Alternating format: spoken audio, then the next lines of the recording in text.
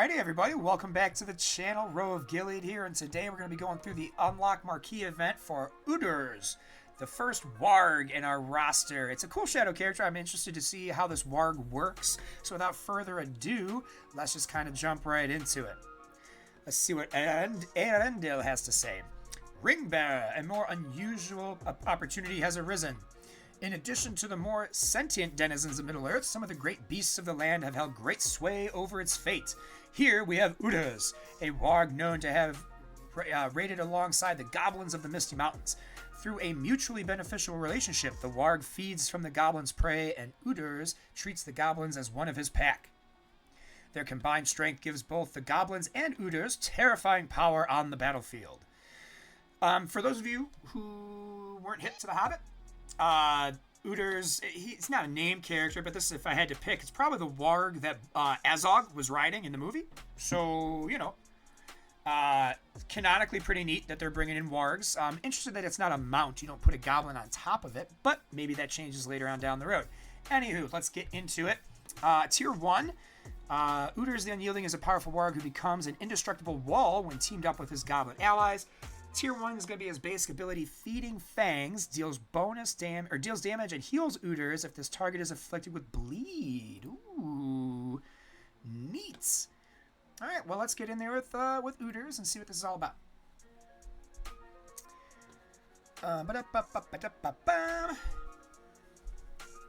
It's nice that they're putting out some buffs for the goblins already, too, because even though you need them for Thorin, they are not the strongest team in the game. They're pretty glass cannon-y.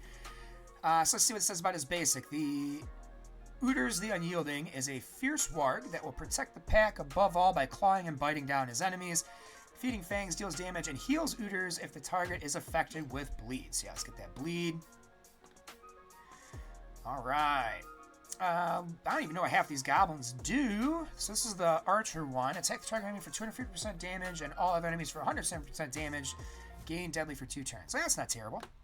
Yeah, these guys are glass cannons from what I remember of their kits, the goblins. They're really good at getting in there and doing a lot of debuffs and damage, but then they don't hit. They don't last very long. Attack all enemies for 8% damage and inflict 1 stack of bleed for 2 turns on 3 random enemies. Okay, so yeah, it definitely goes with Goblin Chef here. Right, that's the Chef? Yeah. Or was it the Batmaster? No, this is the Chef. That was the Batmaster guy. Dig in. Squad members for 2,000 health, 40% of his character's max health. In addition, grant protection for 1 turn to 3 random goblin squad members, 50% chance to grant protection for 1 turn to 2 random non-goblin shadow allies. So that'll work well with Udurz. Now, Udurz doesn't take any damage. Let's see what his special does. The Terror Strike Howl, this will be the next chapter. Inflict weaken for 2 turns on the target enemy and 2 random enemies. Grants 100% turn meter to the Misty Mountain ally with the highest damage. Grant 2 stacks of Goblin Fury to all Goblin allies. Okay, well, let's try that out. Pew pew. What's Goblin Fury do? It seems like a unique buff. Increases the damage and focus of all Goblin allies by 5% per stack until death. Dope! That's good. They need focus, that's for sure.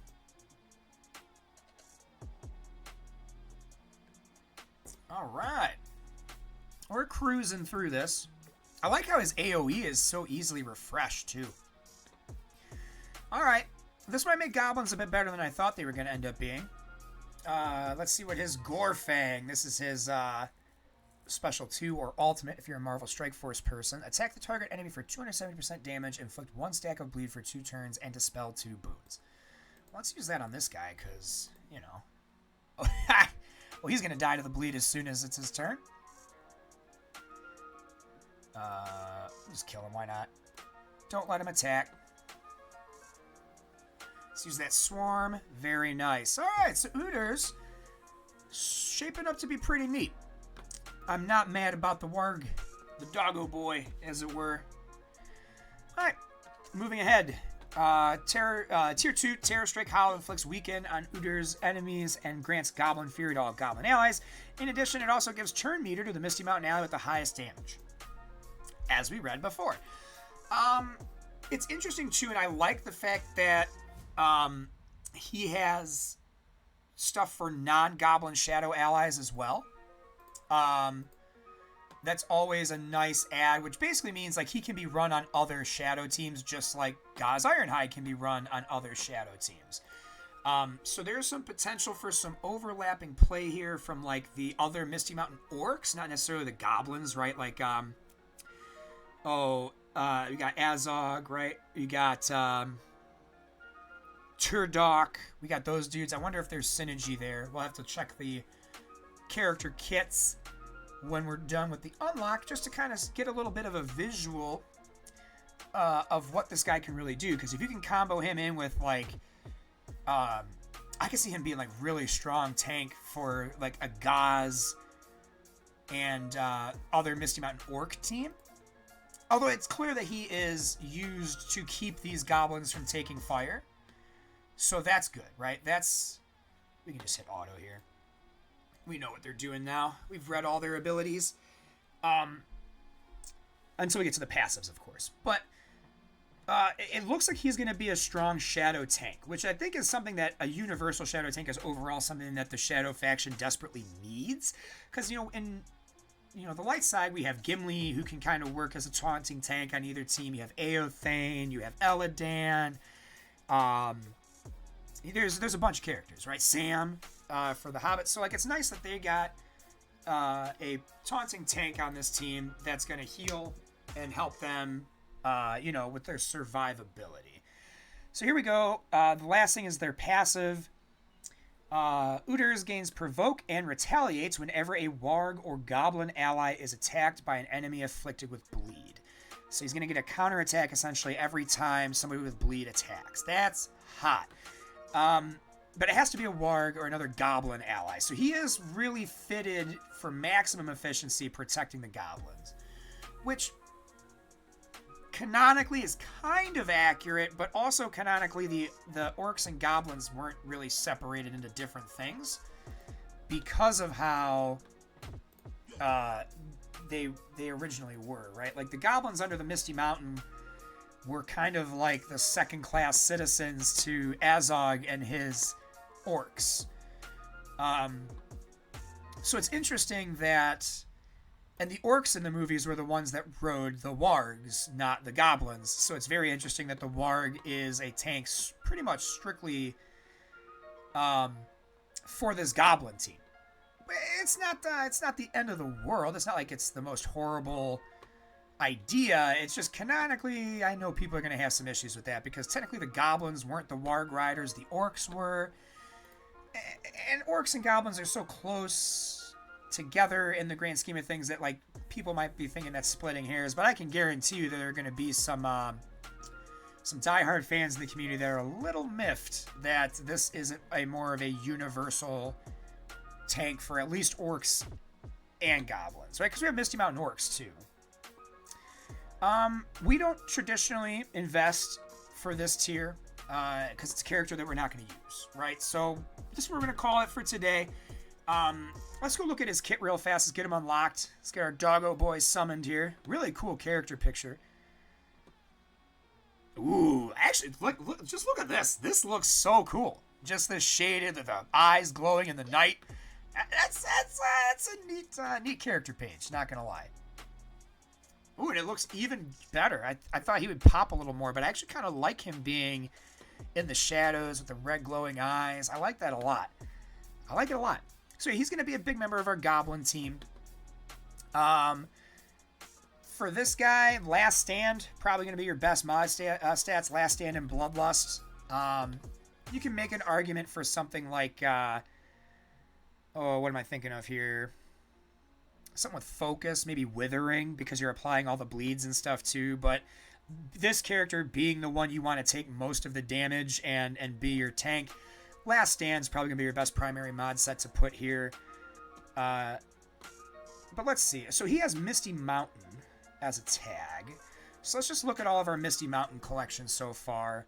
Just so you can kind of see where he fits in the grand scheme of things, right? So we have all these goblins. I was really kind of hoping he would flesh out this Bolg. Oh, it's Bolg, not Azog. So maybe Azog will be our legendary.